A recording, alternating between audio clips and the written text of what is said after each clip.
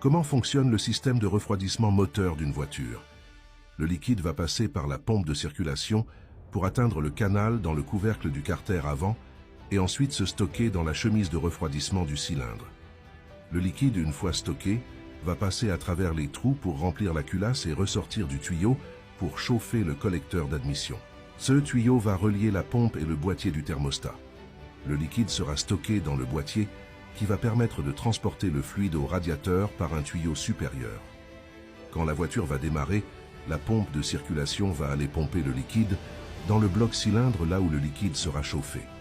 La température du fluide doit être supérieure à 80 degrés pour que le thermostat puisse ouvrir le tuyau et ainsi transmettre le liquide chaud vers le radiateur. Une turbine permettra de refroidir ce fluide.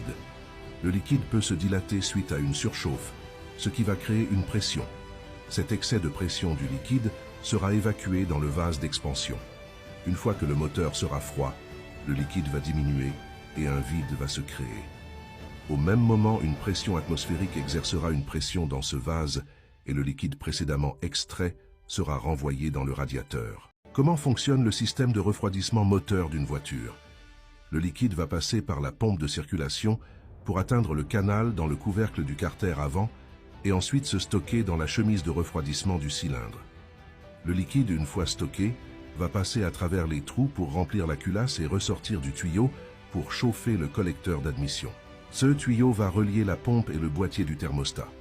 Le liquide sera stocké dans le boîtier qui va permettre de transporter le fluide au radiateur par un tuyau supérieur. Quand la voiture va démarrer, la pompe de circulation va aller pomper le liquide dans le bloc cylindre là où le liquide sera chauffé. La température du fluide doit être supérieure à 80 degrés pour que le thermostat puisse ouvrir le tuyau et ainsi transmettre le liquide chaud vers le radiateur. Une turbine permettra de refroidir ce fluide. Le liquide peut se dilater suite à une surchauffe, ce qui va créer une pression. Cet excès de pression du liquide sera évacué dans le vase d'expansion. Une fois que le moteur sera froid, le liquide va diminuer et un vide va se créer.